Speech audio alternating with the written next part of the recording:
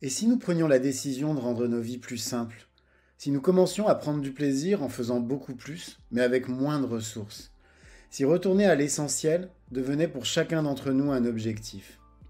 Je m'appelle Lionel Clément et depuis une dizaine d'années, j'ai décidé de mener une vie plus simple, plus en adéquation avec mes valeurs.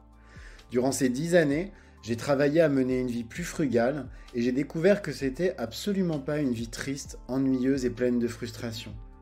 J'ai découvert dans la frugalité une forme d'abondance qui aujourd'hui me rend pleinement heureux, même si je suis encore loin, très loin d'être arrivé. Et je suis convaincu que cette quête de simplicité est la quête de ma vie.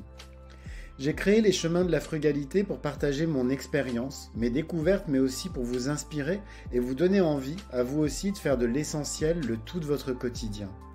Je vous souhaite de passer un excellent moment avec moi sur ces chemins qui, au final, ne nous mènent qu'à nous-mêmes.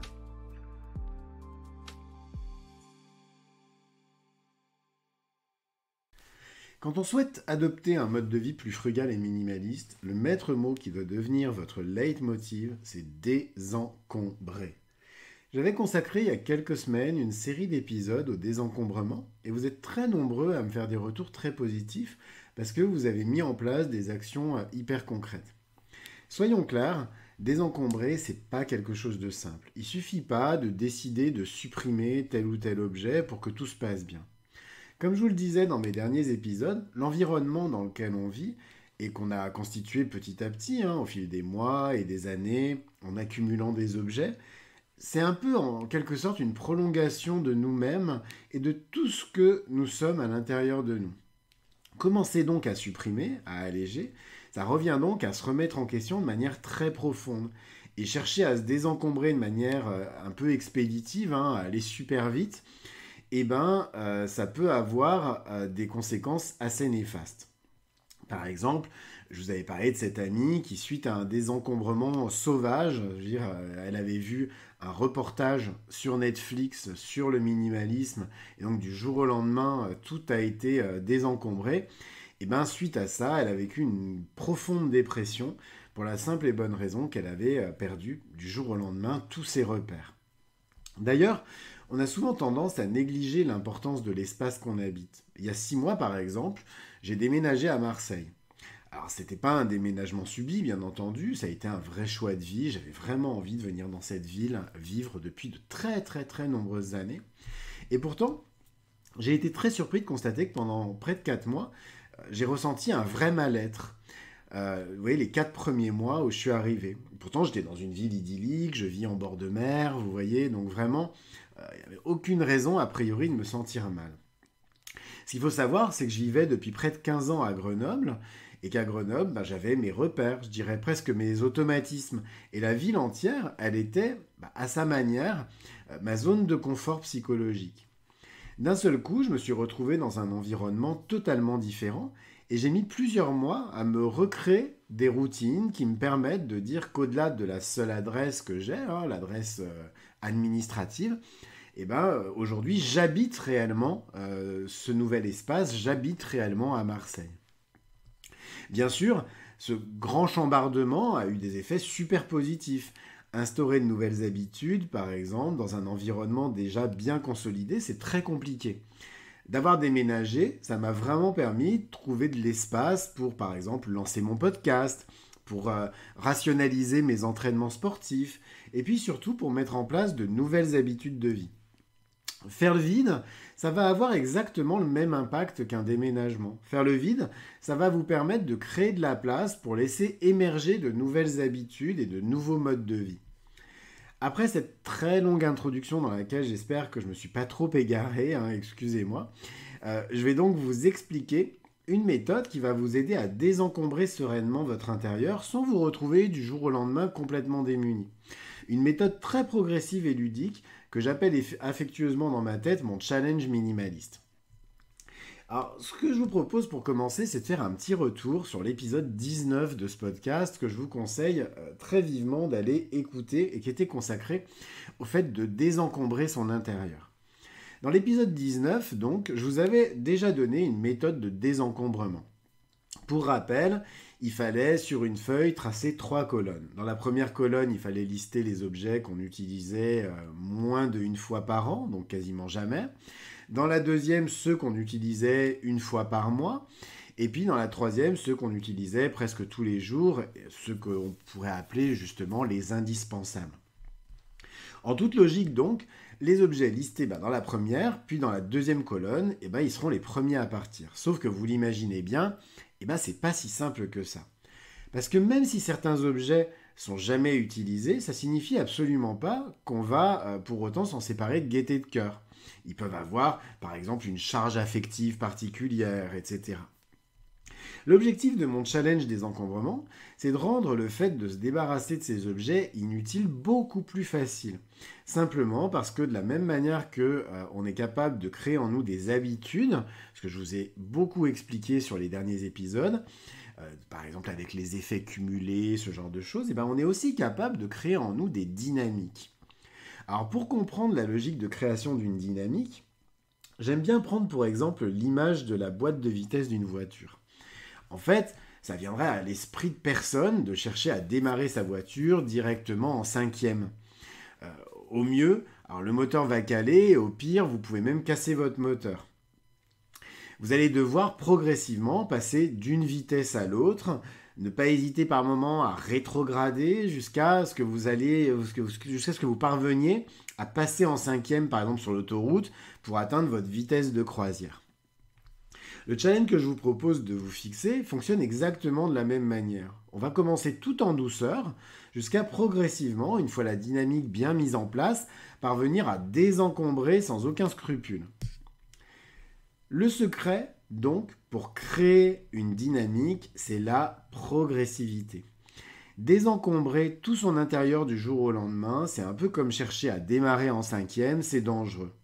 Ce qui va être important, c'est pas l'ampleur du désencombrement, mais le rythme qu'on va instaurer. C'est exactement la même chose d'ailleurs que quand on cherche à créer des habitudes, par exemple.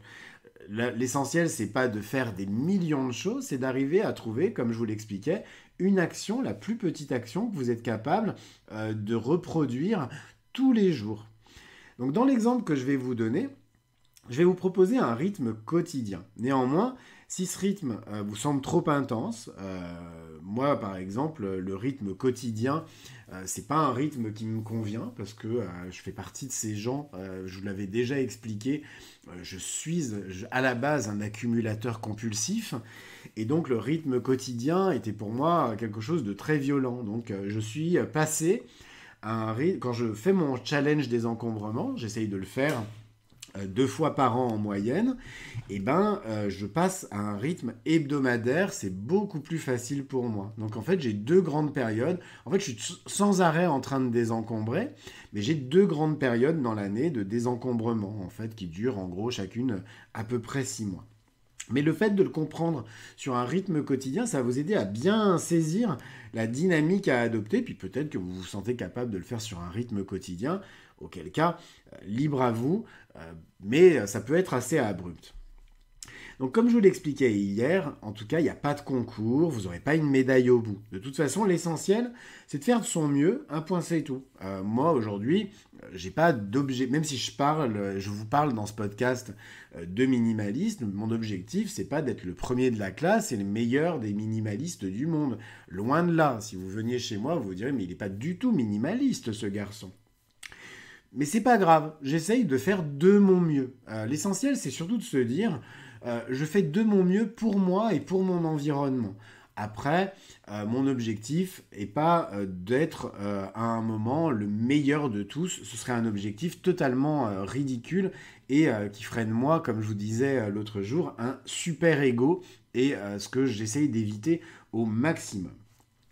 Donc en gros, comment est-ce que vous allez procéder si on avait un rythme quotidien? Mais très clairement, si vous avez un rythme hebdomadaire, vous allez faire exactement la même chose en remplaçant le mot jour par le mot semaine.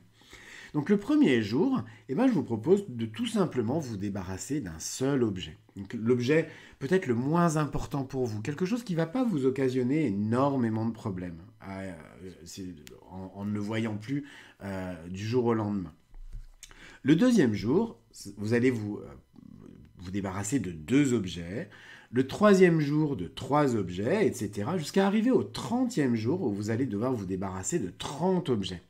Alors je vous laisse faire le calcul, mais arrivé au jour 30 ou à la semaine 30, vous risquez de plus avoir beaucoup d'objets à désencombrer. Moi, très clairement, quand j'arrive à la semaine 30, je ne suis pas du tout à 30 objets, vous voyez.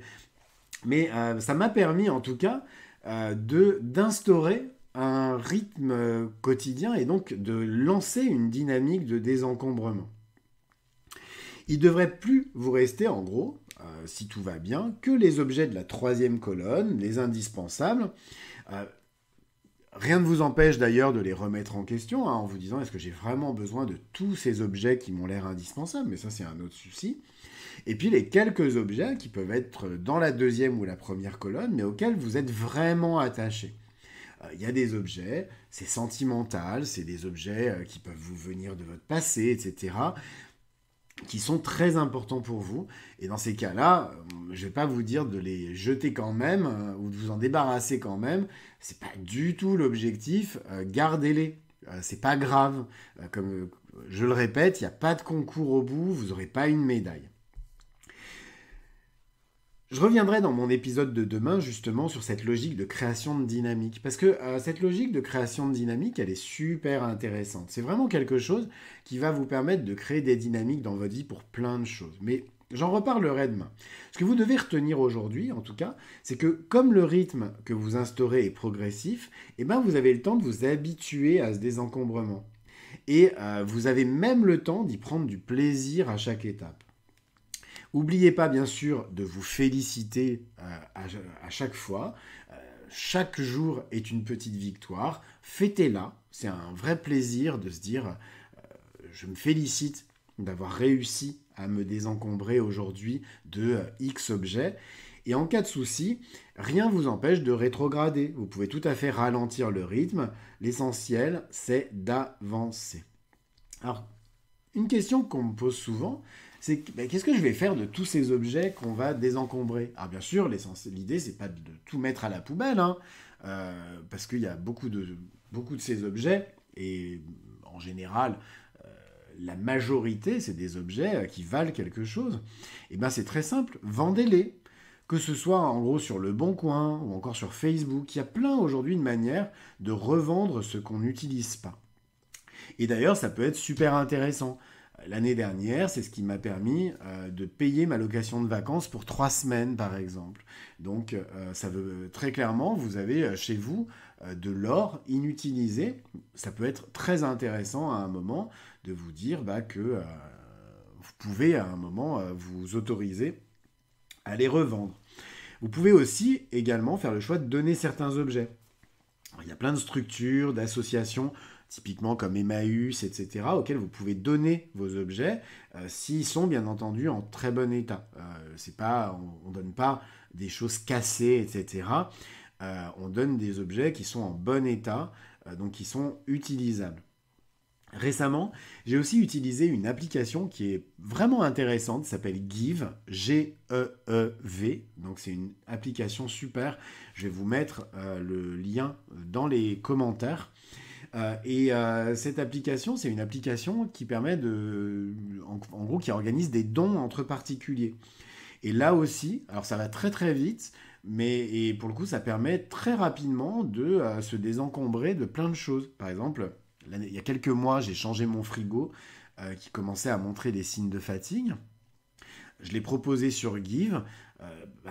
Une personne qui n'avait pas les moyens de se payer un frigo a pu récupérer mon frigo qui pouvait encore fonctionner pendant quelques temps.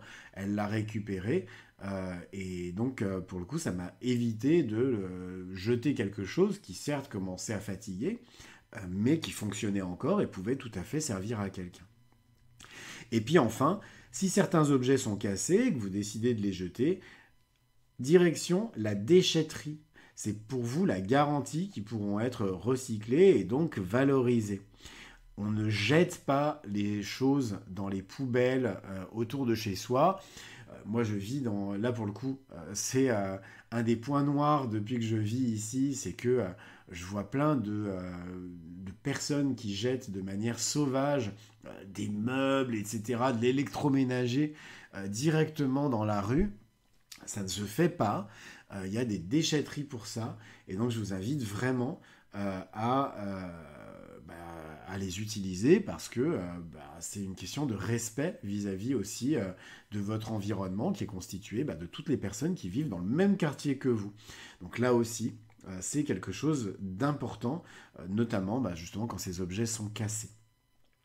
Cet épisode des chemins de la frugalité est maintenant terminé. Alors comme d'habitude, je vous invite, si vous aimez mon podcast, à vous y abonner et pourquoi pas à lui mettre 5 étoiles sur votre plateforme de podcast préférée. Et vous pouvez aussi, je vous le répète tous les jours, mais c'est important, déposer un commentaire. Ça va beaucoup m'aider à bien référencer mon podcast sur les plateformes et notamment sur Apple Podcast. Et puis sinon, vous pouvez également le partager autour de vous afin de le faire connaître à vos proches. En attendant, je vous souhaite à tous une très très belle journée, puis je vous dis à demain pour un nouvel épisode. Au revoir.